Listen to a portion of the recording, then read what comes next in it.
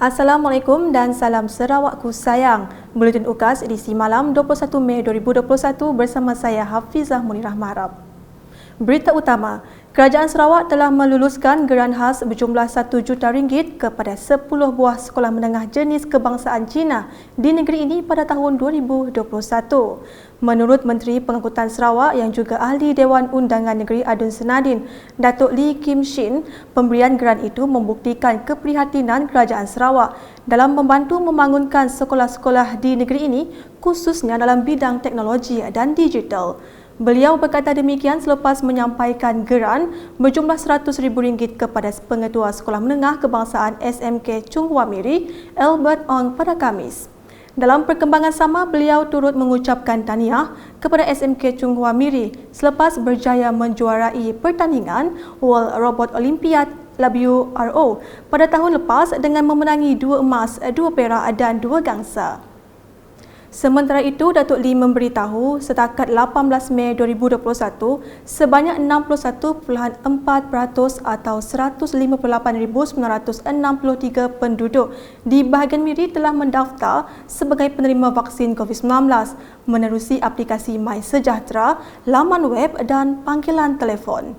Dalam kenyataan media pada Khamis, beliau memberitahu mereka yang mendaftar terdiri daripada keseluruhan populasi penduduk di bahagian Miri yang berumur 18 tahun ke atas. Tegasnya, apabila ramai penduduk mengambil suntikan vaksin, ia akan membentuk imuniti berkelompok yang cukup untuk mencegah jangkitan COVID-19 dan melindungi semua lapisan masyarakat. Terdahulu, Datuk Lee menyaksikan penyerahan sumbangan 3 alatan perubatan Vital Signs Monitor kepada Pengarah Hospital Miri Dr. Jack Wong Siu Yu pada Khamis. Beliau dalam pada itu mengucapkan terima kasih kepada penderma yang sebelum ini turut memberikan sumbangan peralatan perubatan kepada Hospital Miri. Laporan seterusnya, Menteri Muda Perancangan Bandar, Pentadbiran Tanah dan Alam Sekitar Sarawak, Dato' Len Talif Saleh, telah meninjau projek menaik taraf Jalan Sebayang Tusok yang telah siap sepenuhnya pada Jumaat. Projek yang dilaksanakan di bawah projek transformasi luar bandar RTP 2019 itu melibatkan kerja-kerja menurap jalan sepanjang 700 meter. Datuk Len yang juga Adun Kuala Rajang menjelaskan harga asal projek ialah RM700,000. Namun selepas sebut harga dibuka, nilai sebenar projek ialah RM580,000 dan selebihnya akan digunakan untuk melaksanakan projek lain. Dalam pada itu, beliau menambah pelaksanaan projek tersebut yang memberi manfaat kepada lebih 200 penduduk, membuktikan komitmen Kerajaan Gabungan Parti Sarawak membangunkan kemudahan asas untuk rakyat, khususnya di luar bandar. Ujarnya, kerjasama semua termasuk pemimpin akar umbi dan penduduk amat penting untuk memastikan perancangan pembangunan dapat dilaksanakan dan berterusan. Selanjutnya, Menteri Muda Pemudahan Pertanian, Tanah Adat dan Pembangunan Wilayah Sarawak, Datuk Roland Sagahwiin pada Khamis turun padang melawat tapak projek transformasi luar bandar RTP bernilai RM500,000 di Sekolah Jenis Kebangsaan C, Chung Hua Batu 35. Projek RTP 2020 Adun Darat itu yang bermula pada November 2020 telah mencapai 99% siap dan hanya menunggu cermin untuk dipasang. Skop pelaksanaan projek adalah membina blok mesyuarat 2 tingkat dan pagar di Dewan Besar sekolah tersebut. Jelas Datuk Roland, projek itu dilaksanakan dengan baik dan akan memberikan manfaat kepada pelajar, guru dan penduduk di kawasan Tarat Cina. Sementara itu, Datuk Roland telah menyampaikan pembersih tangan dan pelitup muka berjumlah 450 kotak yang merupakan sumbangan Persatuan Bulan Sabit Merah PBSM dan Jawatankuasa Kemajuan dan Keselamatan JKK kawasan Tarat Cina untuk diagihkan kepada penduduk di kawasan tersebut. Berikut pula, langkah Kerajaan Sarawak dengan membenarkan penggunaan vaksin AstraZeneca dalam program vaksinasi COVID-19 kebangsaan memperlihatkan komitmen kerajaan negeri dalam menggandakan usaha untuk membendung penularan wabak itu di sini. Pegawai Perubatan Muhammad Fatih Basri menjelaskan kelulusan tersebut merupakan tindakan yang baik bagi meningkatkan peratus penduduk Sarawak mendapatkan vaksin. Jelasnya ketika ditemui pada Rabu sejak penggunaan vaksin itu pada awal bulan Mei, tiada klien yang menunjukkan kesan sampingan yang serius. Pada pendapat saya, itu adalah satu tindakan yang baik kerana kita mendapati apabila kerajaan menggunakan pada awal bulan 5, tiada klien yang menunjukkan kesan sampingan yang serius. Daripada awal bulan 5, tidak ada kes yang dilaporkan mengalami kesan sampingan yang serius.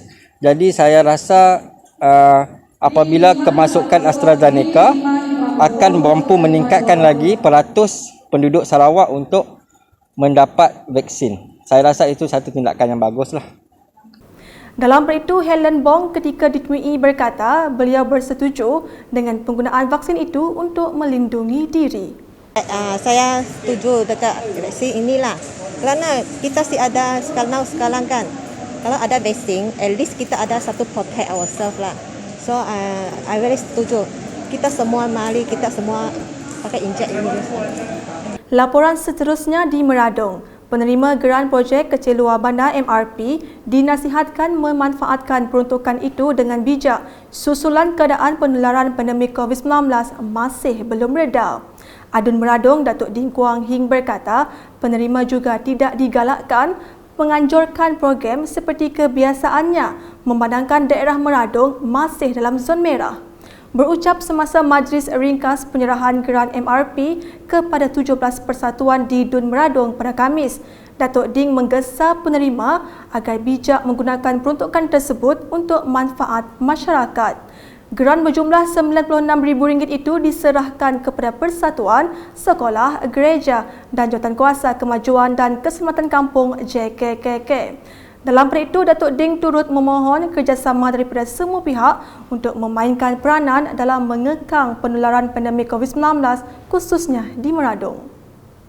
Manakala di Sarike, seramai 50 orang ketua masyarakat dan ketua kaum KMKK dari daerah berkenaan telah menghadiri taklimat program kepolisan komuniti yang dianjurkan oleh pejabat daerah Sarike. Taklimat yang diadakan di Sarike Innovation Center SIC pada Khamis itu menekankan peranan KMKK Komuniti Iban semasa sambutan Hari Gawai yang menjelang tiba.